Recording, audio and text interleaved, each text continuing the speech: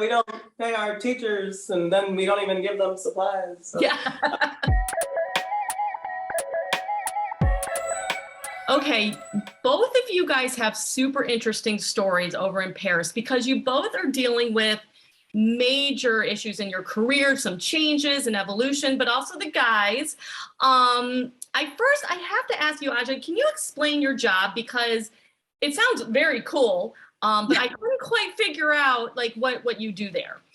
Yeah, so I actually, since filming, have like transitioned a little bit, but the gist is I work in e-commerce and branding. So a lot of what I do is digital, like digital marketing, e-commerce, supply chain management, that type of thing. So if you have an online store, I probably know how to optimize it.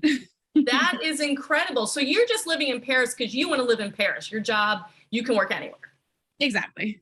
Oh, living the dream. But during the show, you were trying to transition into more of the beauty sector. Is that right? Is that your passion or?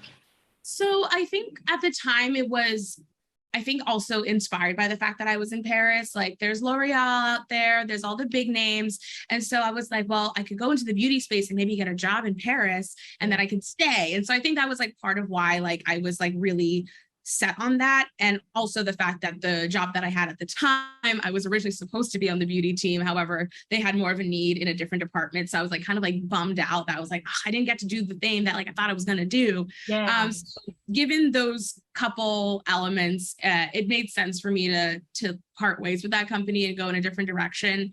And yeah, I'm really happy with my decision still. Oh, wow. So we'll see that transition this season? You should. Okay. Oh, that's very bold. I love it. And then it's so great to see Kacey as a teacher abroad, because I'm sure there were so many differences you saw being, teaching in the US versus over there. I think I saw you guys shopping for school supplies even. Yes. Yeah. How's it been so different being an educator over there?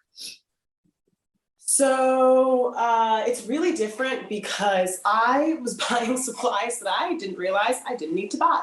I got back to the school and I was like, look at all this stuff I got. And the school was like, we provide this for you. Why are you using your money? And I was like, oh, well, in America, we don't pay our teachers and then we don't even give them supplies. So, yeah.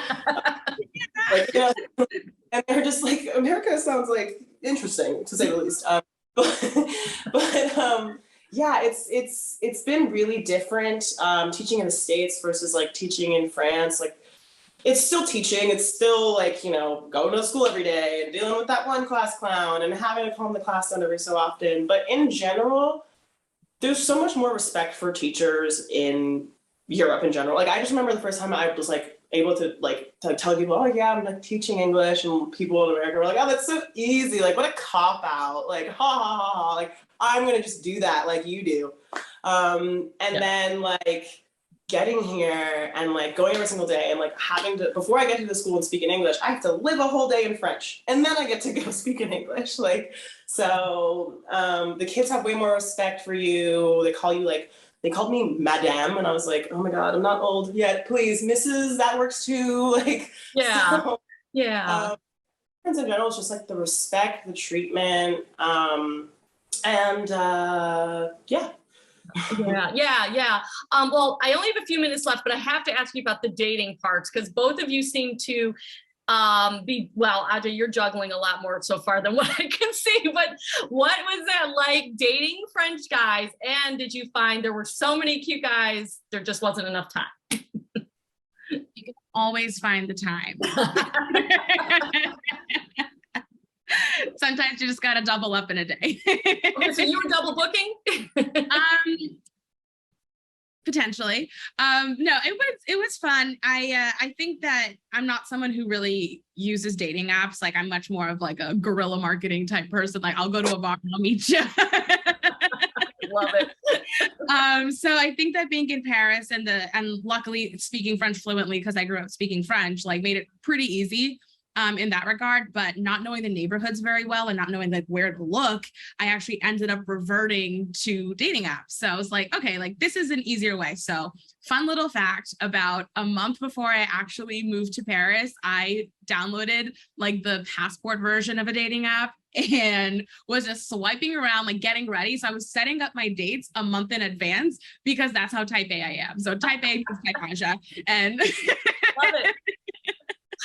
I love it. I love that. And then lastly, Kacey, I saw you had a date with. Yeah, Shad's double booking. Meanwhile, I can barely get a single person to say hi to me. No, I. By the way, Adja, you can find really cute boys down by the river. Just like when it's a nice drinking day, like a nice, just like let's go hang out. That's where everybody like. I work on New York time. Oh yeah. Wow. Going down to the river. So Wi-Fi understand. There's something in every culture that's like drinking by the water is yes, it is law. But yeah, no, so I have been in Paris for a couple of years now, but I only started dating recently because I actually got dumped for moving to Paris. So I was like, I'm here to find myself. I'm not looking at men. And then once I like got good at being Parisian, I was like, all right, what else is new? Yeah. What else is new? let me look at other Parisian boys. They are cute. Well, I am really excited to see both of your stories and how things play out. I'm very engaged in this show. So I will move you along to the next person. And yeah, we're all going to be watching. So thank you so much for your time. I really appreciate it. Thank you. All right. Take care. Thanks.